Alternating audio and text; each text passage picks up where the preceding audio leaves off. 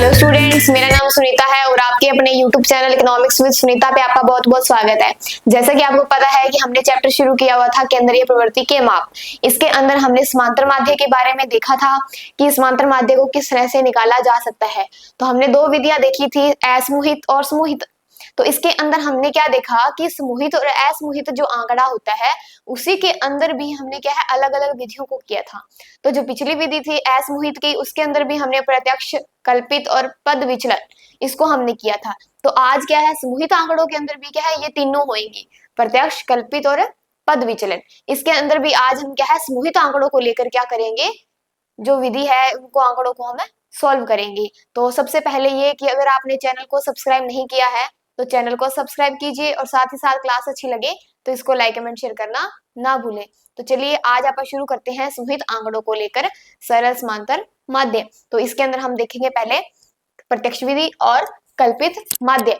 अब इसके अंदर देखो मैंने एक एग्जांपल लिखा है, मजदूरी दी गई है और मजदूरों की संख्या दी गई है। अब देखो हमारे पास जो मजदूरी होगी वो होगी x और जो मजदूरों की संख्या होगी वो होगी f। तो ये आप लिखोगे और आपको दिया होगा पहले से कि आपके पास क्या है, अगर आपको इस तरह का अगर कोई आंकड़ा मिले तो उसको आपको समझना है कि वो कौन से आंकड़े हो सकते हैं, समूहित आंकड़े हो सकते हैं। तो ये आपको पता लगाना है। लेकिन क्या होता है, जो असमूहित आंकड़े होते हैं उसके अंदर क्या होता है, सिर्फ आपको क्या दी होती है, एक सिर्फ f दी होती है। लेकिन समूहित आंकड़ों के अंदर क्या होगा, आपको x और f दो दी होगी। तो इससे आप पता लगाएंगे कि आपको कौन सी विधि के द्वारा ये करना है। उसके बाद में आप चाहे कोई मर्जी, जैसे प्रत्यक्ष हो, कल्पित हो या जो आगे पद विचलन है उसके बारे में आप उनको तीनों को लगाकर आप क्या है कर सकते हो, लेकिन आपका जो आंसर वो सेम ही आएगा। तो इसलिए आपको दी जाती है कि तीन विधियों के द्वारा आप समूहित आंकड़ों को क्या है निकालोगे। तो अब देखो हमारे पास एक फॉर्मूला है प्रत्यक्ष विधि का और एक है कल्पित माध्य का या कल्पित विधि का। तो सबसे पहले ये कि आपको मजदूरी दी गई है 10, 20, 30, 40, 50। इसी से क्या है, आगे मजदूरों की संख्या दी गई है 4, 5, 3, 2 और 5। सबसे पहले आपको क्या करना है, जो बारंबारता है हमारी, जो बारंबारता जैसे समेशन, समेशन का मतलब क्या मैंने बताया था, जोड़। तो इनका क्या करना है, आपको जोड़ करना है। जोड़ करने के बाद में देखो 19 आया है आपके पास। फिर आगे देखो एफ एक्स निकालोगे। एफ एक्स का मतलब क्या होता है, एफ एक्स को जैसे कि एक्स और एफ की गुणा करनी है, जैसे मैंने यहाँ पे कर रखी है इस तरह से, ये करना है आपको। फिर इसका जो आप जोड़ करोगे समेशन एफ गुणा एक्स, तो ये कितना आया आपका 560, इस तरह से। आगे देखो अब हमारे पास क्या है, एफ भी आ गया और एफ एक्स भी आ गया। तो इनको आप क्या है अपने फॉर्मूले के अंदर पुट करोगे, जैसे समेशन बार समेशन एफ की जो आपका एफ एक्स कितना आया था 560 और जो ये समेशन जो एफ है वो कितना आया था 19। इस तरह से आप इसको लिखोगे।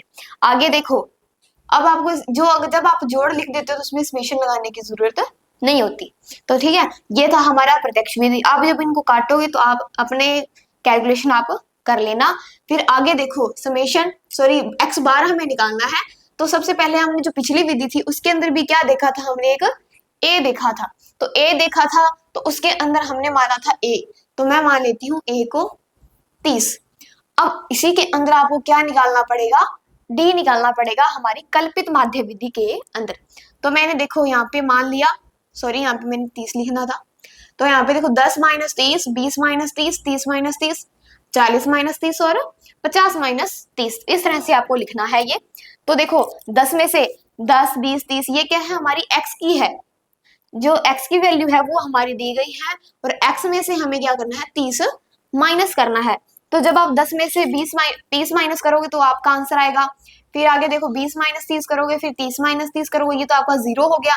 फिर आगे 40 माइनस 30 करोगे और 50 माइनस 30 करोगे। तो जब आप इनको जोड़ोगे तो आपका आंसर कितना आएगा 120। और फिर आगे देखो जब आप इनको, आपके पास क्या एफ और डी है। अब मेरी बात सुनो, मैंने यहाँ पे एक बार सीधा टोटल लिख दिया था, लेकिन आपको क्या करना है एफ की मल्टीप्लाई क्या करनी, जो ये मजदूरों की संख्या है ना, इसकी मल्टीप्लाई आपको डी के साथ करनी है, तभी आपका आंसर आएगा। मैंने यहाँ पे टोटल लिख दिया था, एफ और डी का आंसर कितना आया है, -डी। आपको मैं दोबारा बता देती हूँ। अब मान लो 10 - 30 का आंसर कितना आएगा, 20 आएगा। तो लेकिन इसके अंदर आपको क्या करना है, मजदूरों की संख्या जैसे 40 है, तो इस 40 की क्या करनी है आपको, सॉरी 4 की गुणा करनी है, तो तभी आपका आंसर ये 130 और 120 आएगा। तो अब देखो -130 में से 20 प्लस के गए 100, तो कितना बचा, 10 बचा। अब समेशन डी का आपको एक और बनाना है, जैसे समेशन डी एफ डी है, तो इनकी क्या आएगी आपके पास, गुणा आएगी, यानी डी की और एफ की आपको गुणा करनी है। तो अब आपके पास सारी वैल्यू आ गई है। जैसे समेशन एक्स बार निकालो आप, ए कितना है हमारे पास 30, प्लस समेशन डी कितना है, समेशन एफ डी कितना है हमारे पास -10, इस तरह से। फिर 30 माइनस, अब इनको अब देखो हमारे पास जो एफ समेशन एफ था वो कितना है, 19 है, कितना है 19। अब देखो 30 -10 बटे 19 ये है। अब देखो आगे, आप जब इनका एलसीएम लोगे कितना आएगा, इनको आप करो